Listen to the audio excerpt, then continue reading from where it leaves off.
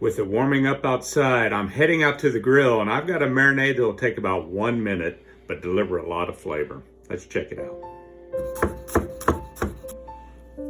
We have a 1/4 cup of Worcestershire, 2 tablespoons of soy, 2 tablespoons of balsamic vinegar.